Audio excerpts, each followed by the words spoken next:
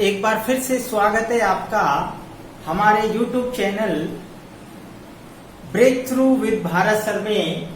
हम बायोलॉजी में मानव में केमिकल कोऑर्डिनेशन किस प्रकार होता है, अर्थात मानव में केमिकल कोऑर्डिनेशन एंडोक्राइन ग्लैंड्स के द्वारा किस प्रकार होता है, ये हम पढ़ रहे थे। इसमें हमने पीछे कई ग्रंथियों के बारे में, एंडोक्राइन ग्लैंड्स के बारे में पढ़ चुके हैं। आज हम पीनियल काय, जिसे हम पीनियल ग्रंथि भी कहते हैं, इसके बारे में पढ़ेंगे। ये एक छोटी सी ग्रंथि है और ये बहुत ज्यादा बड़ी नहीं है। इसका प्रभाव भी इससे एक ही हार्मोन स्रावित होता है, मेलेटोनिन।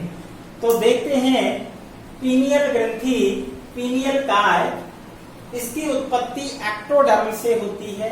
जैसा कि हम जानते हैं जो भ्रूणीय स्तर होते हैं, एक्टोडर्म, मेसोडर्म, एंडोडर्म, तो एक्टोडर्म भ्रूणीय स्तर से पीनियल काय की जो है उत्पत्ति होती है, क्योंकि ब्रेन के अंदर होती है। तो ब्रेन हम जानते हैं पूरा हमारा एक्टोडर्मल होता है ओरिजिन।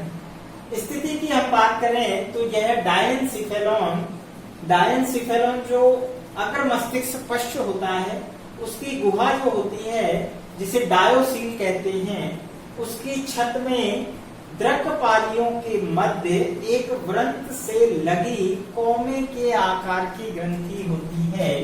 यह कौमे के आकार की एक छोटी ग्रंथि है। आप इसको यहाँ देख सकते हैं।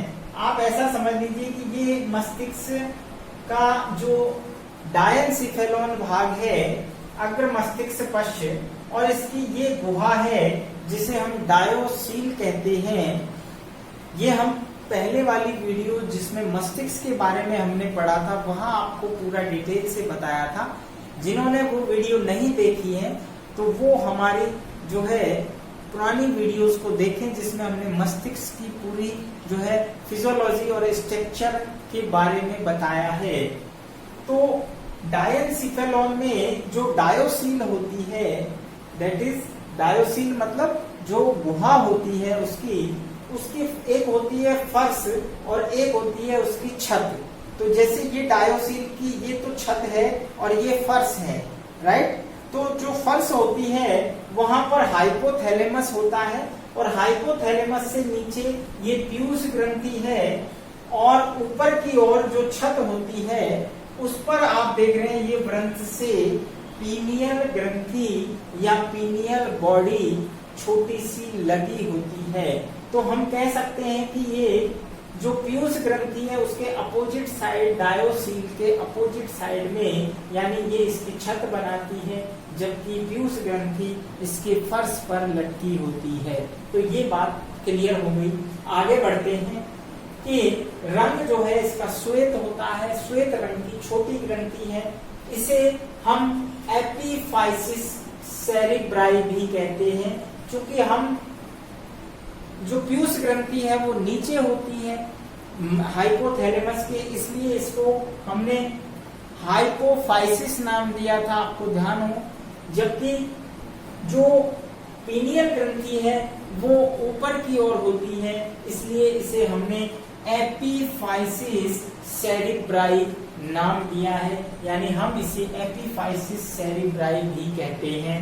और सबसे महत्वपूर्ण जो बात है, यह अक्रियशील, अक्रियशील तीसरा नेत्र भी कहलाती है, थर्ड आई, जो इनएक्टिव होती है। अब आप कहेंगे कि भाई ये तीसरा नेत्र क्या होता है। आपने सुना होगा मूवीज के अंदर, फिल्मों के अंदर, पौराणिक कथाओं में तीसरा नेत्र की जो है जो कॉन्सेप्ट है उसे समझ लीजिए। हम जानते हैं कि जो पीनियल काय है उसका वास्तव में जो नाम है पीनियल ग्रंथि का, पीनियल ग्रंथि का नाम पीनियल आई अर्थात पीनियल नेत्र से पड़ा है।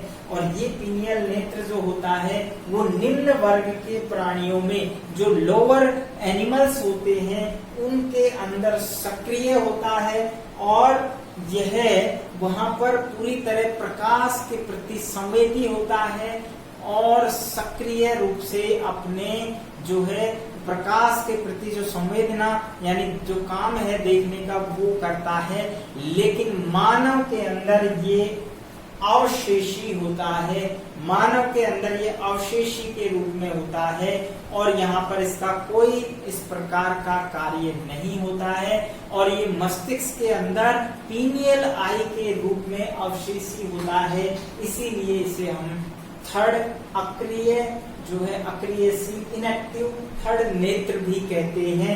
अब बात आती है कि ये थर्ड नेत्र है, इसको हम कैसे साबित कर रहे हैं। तो ध्यान रखना, मानव के अलावा जो अन्य एनिमल्स होते हैं उनमें आज भी पीनियल ग्लैंड जो होती है, पीनियल बॉडी जो होती है, उसके अंदर जो सेल्स होती हैं वो सेल्स प्रकाश के प्रति सेंसिटिव होती हैं, प्रकाश के प्रति संवेदी होती हैं। ये बात रिसर्च से साबित हो गई है।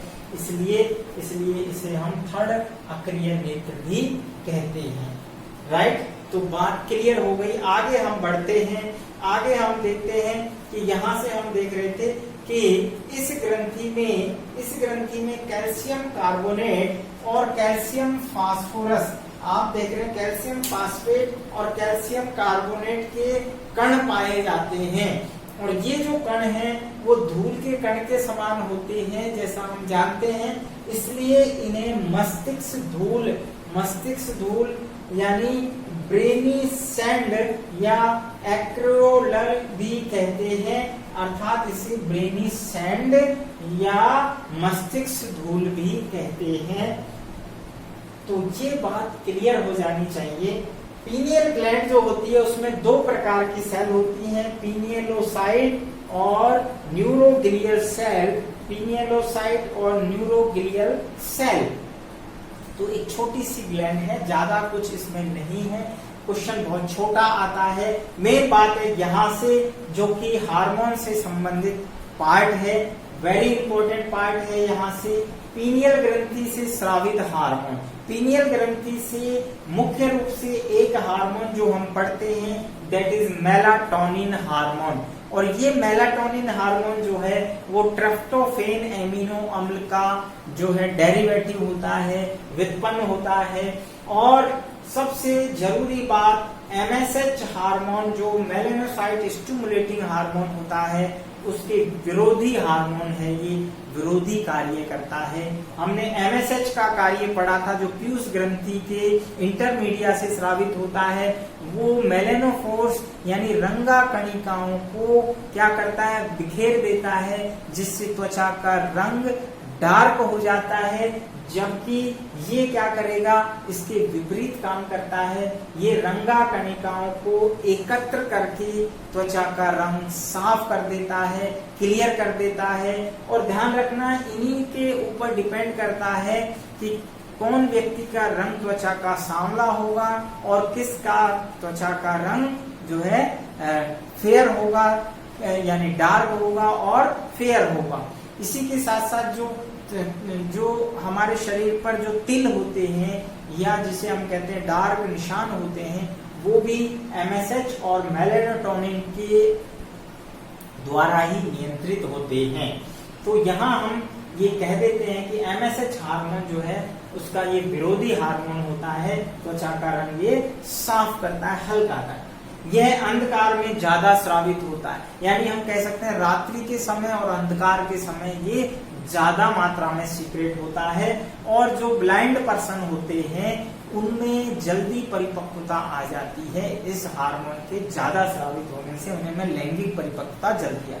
साथ ही साथ ये स्लीप वेक साइकिल यानी जो सोने और जागने का हमारा जो रिदम होता है, जो हमारा जिसको हम बायोलॉजिकल क्लॉक कहते हैं, उसका नियंत्रण करता है। इसलिए इसे हम लैंगिक जैविक घड़ी भी कहते हैं, इसे लैंगिक जैविक घड़ी भी कहते हैं। यह जनन विरोधी एंटीगोनेड्स का कार्य करके जननों को निष्क्रिय करता है।